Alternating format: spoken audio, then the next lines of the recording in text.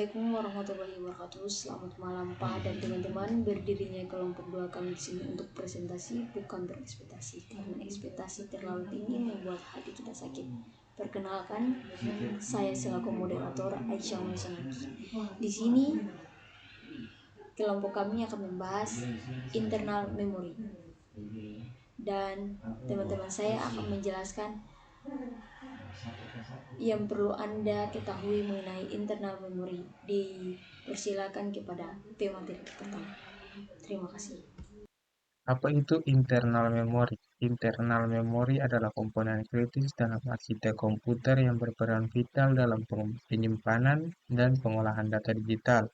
Sebagai sistem elektronik canggih, internal memory mampu menyimpan informasi dalam bentuk bit yang memungkinkan prosesor mengakses data dengan kecepatan luar biasa. Secara teknis, internal memory terdiri dari sel elektronik mikroskopis yang menyimpan informasi melalui muatan listrik. Yang kemudian slide 4 itu jenis internal memory, salah satunya yaitu ROM. ROM adalah singkatan dari Read Only Memory, yang dimana ROM ini adalah jenis memori yang hanya bisa dibaca dan isinya tidak bisa diubah atau dihapus oleh pengguna. Karena data di dalam ROM ini bersifat permanen dan tetap ada meskipun listrik dimatikan. ROM biasanya digunakan untuk menyimpan program penting seperti BIOS pada komputer. Random Access Memory atau RAM adalah memori utama komputer yang berfungsi untuk menyimpan data sementara saat sistem sedang beroperasi. Berbeda dengan penyimpanan permanen seperti HDD atau SSD. RAM bersifat volatile, artinya data yang tersimpan akan hilang ketika daya listrik terputus atau komputer dimatikan.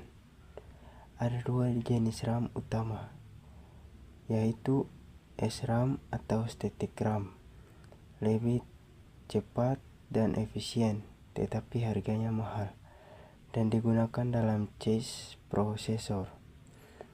Yang kedua DRAM atau dynamic RAM, lebih lambat dibandingkan SRAM, tetapi lebih terjangkau dan umum digunakan sebagai RAM utama di komputer. RAM memungkinkan prosesor mengakses dan memproses data dengan cepat, sehingga kapasitas dan kecepatan RAM sangat mempengaruhi performa sistem, terutama saat menjalankan banyak aplikasi sekaligus atau program yang membutuhkan sumber daya besar. Semakin besar RAM, semakin lancar komputer dalam menangani multitasking.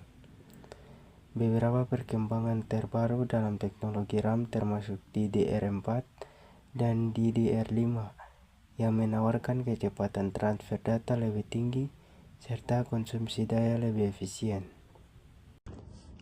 Selanjutnya NVRAM, yaitu Non-Volatile Random Access Memory, yaitu memori komputer yang dapat menyimpan data meskipun daya dimatikan. Contohnya yaitu kegunaannya yaitu kita sedang melakukan suatu codingan, lalu tiba-tiba daya kita mati tanpa kita men-save data tersebut, tapi data tersebut telah disimpan oleh NVRAM, beda dengan RAM-RAM biasanya. Oke, jadi saya akan menjelaskan sedikit tentang karakteristik internal memori. Jadi di sini terdapat 4 karakteristik. Yang pertama itu akses random. Akses random itu artinya kayak kita bisa ambil data dari mana saja, tidak perlu harus dari awal. Yang kedua itu volatile, artinya data yang disimpan di RAM akan hilang kalau perangkat dimatikan. Jadi bukan semua data di perangkat yang hilang, cuma yang ada di RAM saja. Yang ketiga itu kecepatan tinggi. Memori internal terutama RAM punya kecepatan tinggi dalam membaca dan menulis data.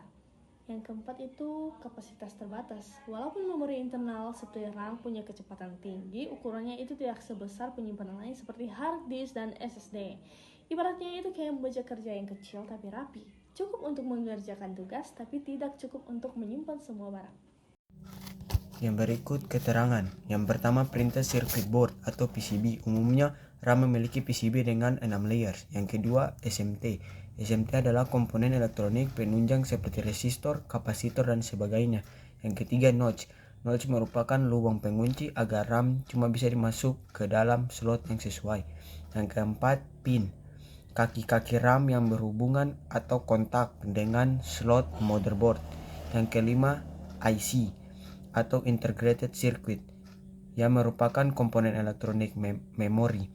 Yang keenam, Serial Presence Detect atau SPD yang merupakan sebuah IC kecil penyimpan data konfigurasi dari RAM. Yang ketujuh, sirkuit atau jalur-jalur listrik atau data yang menghubungkan item komponen pada RAM. Perkembangan teknologi memori komputer. Pertama, perkembangan RAM atau Random Access Memory. RAM telah mengalami evolusi secara signifikan dalam dunia komputasi. Contohnya pada generasi awal yaitu DRAM hingga generasi saat ini yaitu DDR5 SDRAM. Slide yang ketujuh kita membahas tentang perkembangan teknologi memori komputer, yaitu ada perkembangan RAM. Teknologi Random Access Memory atau RAM sendiri telah mengalami evolusi yang signifikan dalam dunia komputasi. Yang kedua, ada teknologi memori modern. Teknologi memori modern sendiri mengeksplorasi tentang konsep inovatif di luar RAM konvensional. Peranan memori dalam arsitektur komputer sebagai jembatan antara unit pemrosesan pusat atau CPU dan media penyimpanan eksternal. Lalu memori internal bertindak sebagai ruang kerja aktif yang mendukung seluruh proses komputasi. Nah, memori ini sangat penting karena tanpa adanya memori, komputer tidak dapat melakukan proses komputasi apapun secara efektif. Ada 6 peranan memori dalam arsitektur komputer. Yang pertama, menyimpan instruksi dan data. Yang kedua, mendukung kinerja CPU. Yang ketiga, menjalankan program secara efisien. Yang keempat, hierarki memori. Yang kelima, media komunikasi antar komponen. Yang keenam, manajemen memori oleh sistem operasi. Presentasi dari kelompok kami, jika ada pertanyaan akan saya sediakan jawaban, bukan harapan. Karena kami di sini presentasi bukan mengisi hati yang sunyi. Sekian dari kelompok kami. Wassalamualaikum warahmatullahi wabarakatuh.